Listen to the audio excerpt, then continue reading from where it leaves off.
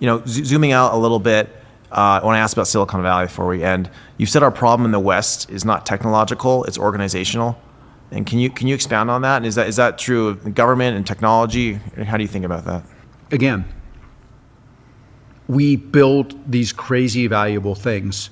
We build them in a way no one else builds them, with like tiny groups of exactly the right people managed aggressively against a goal that could take years, where we split the proceeds pretty equitably across the people who build it, and where people can be involved. And from the outside, we have a general culture that embraces that, extends it, tries to insert that into institutions with all its flaws, and there are many, and we've lived under those flaws, that is unlike any other in the world.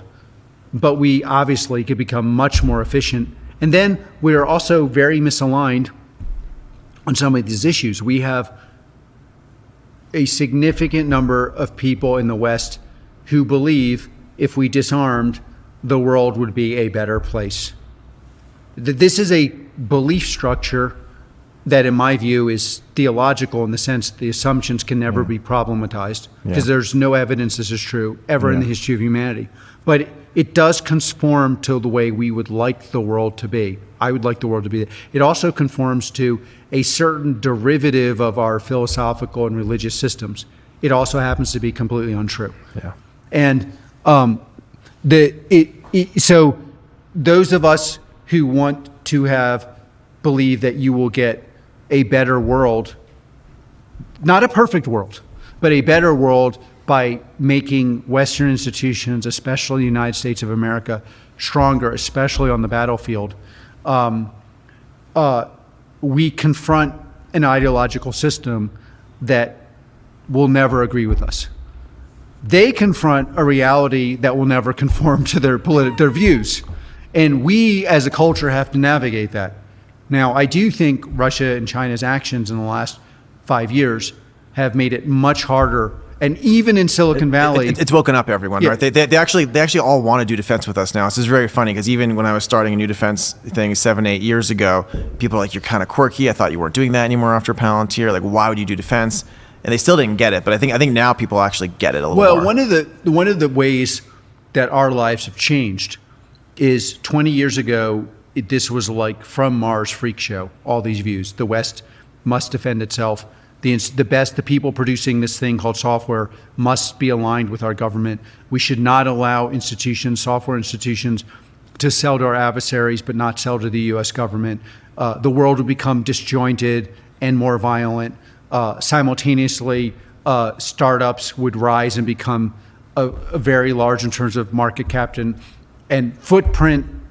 And that these software companies, Palantir, and I hope others someday, will change the course of history, as you've seen, and are in ways that no one believes, or some ways that are classified, but simultaneously, and that you can get people to believe by seeing the success and the impact, and last not least, and our adversaries will completely act up, because without them acting up, I still think people would not believe us.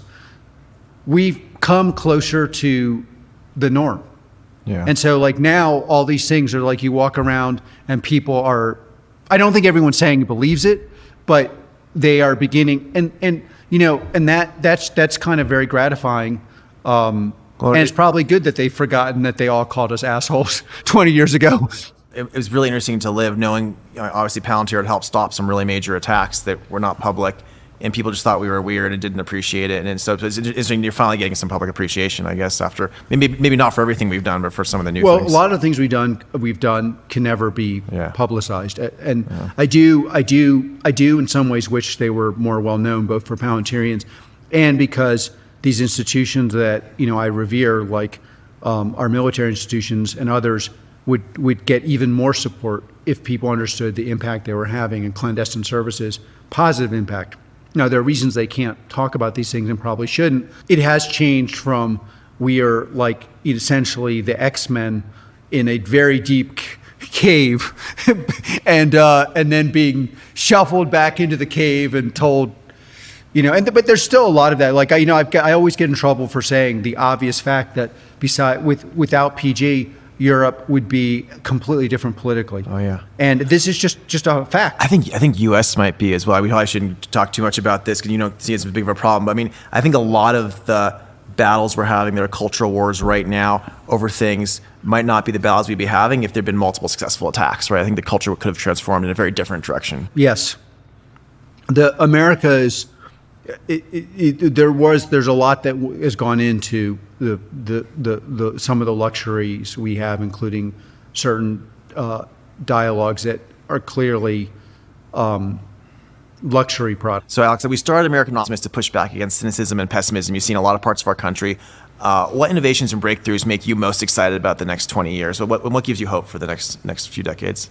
America is by far the best at enterprise software. You saw this before AI and large language models. I think at this point, it's kind of hard to ignore. We continue to attract and retain the best talent in the world. We have cultural systems for managing that talent and turning that into productive companies like some of the ones you support and finance, and I would say most notably Palantir. I think a lot of the kind of, and then we have, there's a way in which our adversaries who are really focused on hurting us galvanize and bring the best out of America and allow us, in many cases, to look past divisions that are quite obviously less important than us unifying to outmaneuver and be stronger than our adversaries and leave them so scared that they act up less and quiver at the idea that rule of law, free speech, protection of property, and in general respect of humans is a basic human right. Awesome. I think that's a great note to end it on. Thanks, Alex. Thank you.